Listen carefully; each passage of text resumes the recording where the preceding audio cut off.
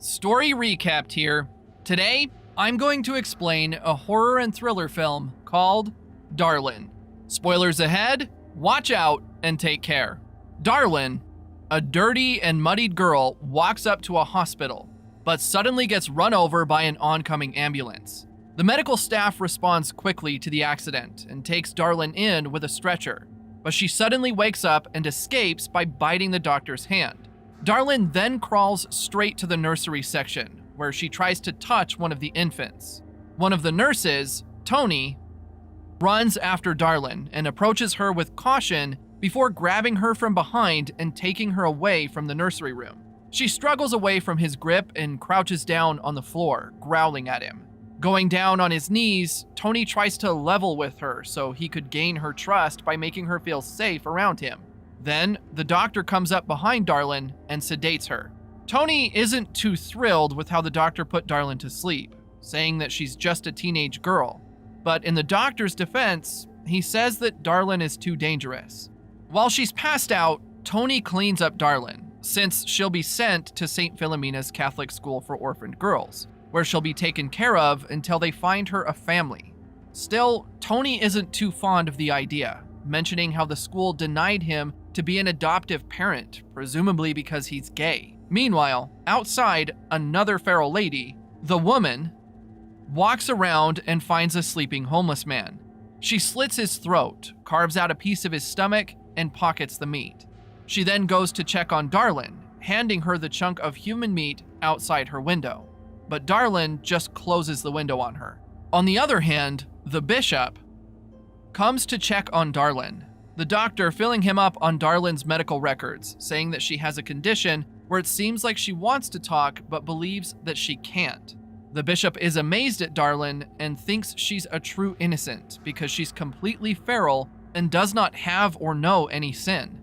Later on, the bishop prays, grateful for the appearance of Darlin, because converting a feral girl like her into a good Christian will be the saving grace of their school. That way, their funding won't get cut off, and it's up to Sister Jennifer to help her, having come from St. Philomena herself when she was younger. The next day, Tony drives Darlin to St. Philomena's, passing her to Sister Jennifer's care. Although she growls at her at first, apprehensive with her touch, a slight encouragement from Tony is all Darlin needs to follow.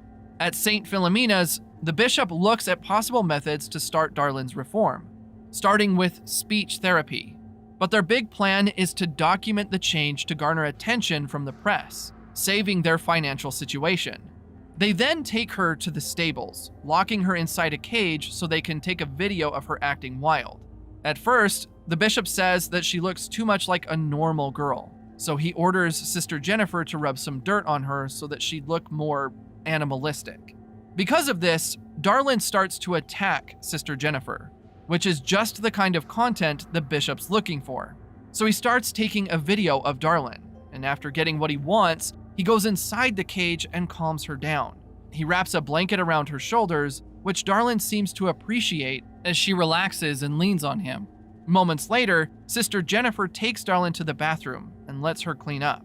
Although the bishop tries to convince her that it's the right thing to do, she feels guilty about what she's doing to Darlin. Meanwhile, Darlin remembers kissing a boy in the woods as she takes a shower. The next day, they introduce Darlin to class, letting her know the rules of the school. They try to acquaint Darlin with the Bible as they recite it in class, but one of the girls, Billy, is making fun of reading it. Sister Jennifer then gives her a warning, but when Billy doesn't stop, she takes her to the bishop for punishment.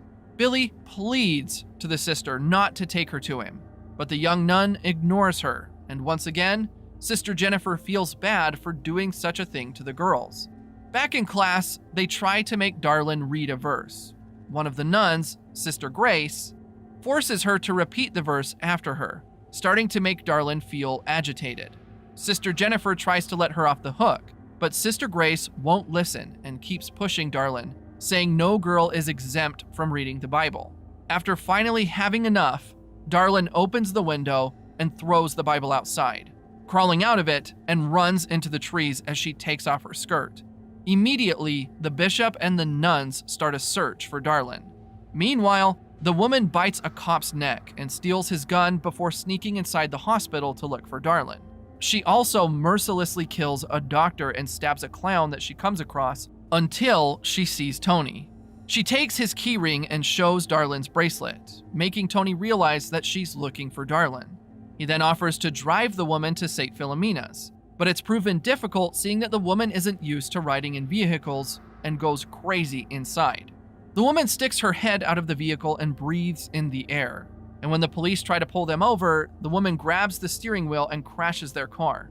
Thankfully, Tony is fine, but the woman escapes from the vehicle and hides in a nearby abandoned lot where she comes across a homeless woman named Mona.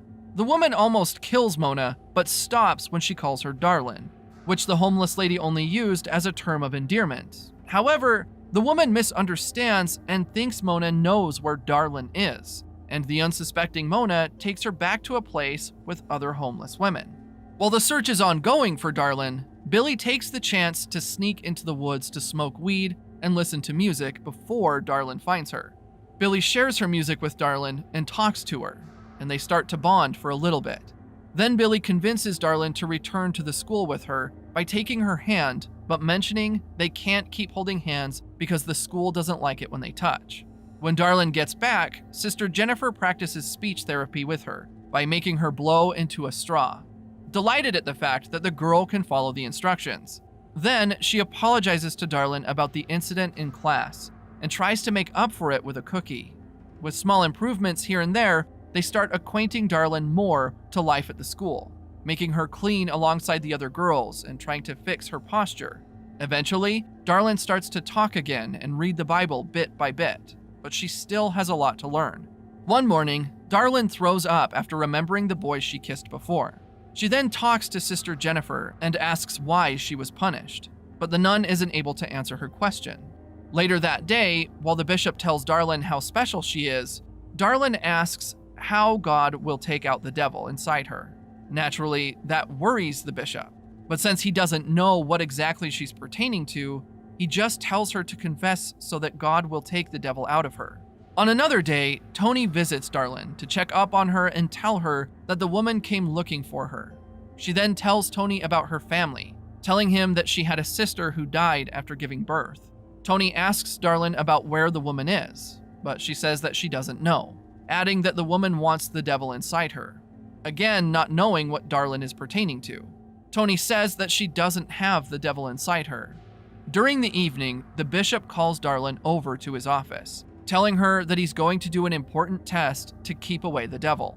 But unbeknownst to Darlin, the bishop is trying to take advantage of her and eventually gets her to undress. However, he sees a baby bump on Darlin's stomach, the one that she's been calling the devil. The bishop shows a mixture of disdain and disappointment towards Darlin's body, making him realize that she isn't as innocent as he thought. Then, when the other girls learn about her pregnancy, Darlin expresses how scared she is of dying if God doesn't save her. The next day, the bishop baptizes Darlin and instructs Sister Jennifer to film it. Because of that, Sister Jennifer realizes that Darlin is carrying a child and stomps to the bishop's office, thinking that he's the one who impregnated the girl. However, the bishop insists he never touched Darlin, saying that one of the nuns confirmed that she's already 8 months pregnant. Still, Sister Jennifer confronts him about the sins he has committed, like touching the other girls, including her when she was younger. Fed up, Sister Jennifer threatens to expose the bishop, but the man uses his position and warns her that she'll be excommunicated if she says a word about him. Meanwhile, the woman follows a couple into a maternity store and steals a baby carrier. At the confessional, the bishop makes Darlin talk about how she got pregnant. So, she says she met a guy who got into an accident while rock climbing, and that she saved him. They then slept together before the woman killed him, and she ended up eating him, but with great guilt. Darlin also reveals that she ate her sister's flesh after she died from giving birth, and while she shows remorse for what she did, the bishop feels disgusted and walks out before she can even finish her story. He then questions Darlin why she came there. So she explains that the woman sent her to the hospital so she could give birth. But Darlin clarifies that she doesn't want the baby. While at the park, the woman finds a newspaper featuring Darlin. which tells a story about how a child is taken by the church. She immediately takes the newspaper and shows it to Mona. So they all gather to fight and help the woman save Darlin. Back at St. Philomena's, the other girls help Darlin get ready for her first communion in front of the eyes of the press and the cardinal. But unfortunately, when the girls leave her alone, she starts to drink from a bottle of bleach, determined to remove the unwanted baby inside her. During the communion, the bishop shows a video of the feral Darlin in front of the whole attendees in the church, and then calls her out, beautifully dressed in white, showing how they have transformed her. The bishop then tries to make Darlin eat the sacramental bread, but she won't cooperate for some reason. On the other hand, Sister Jennifer stands up and reveals how the bishop abuses the girls in his care, making everyone shocked at the revelation. He tries to get Sister Jennifer taken away, but instead, she plays a recording on her phone of her earlier conversation with the bishop about how he abused her when she was younger. The bishop tries to continue, but Darlin takes a chunk out of his hand, scaring the children inside the church. After that, Darlin throws up and goes into labor. So Billy, Tony, and Sister Jennifer all come to her aid. Then, as if on cue, the woman and her gang arrive at the church.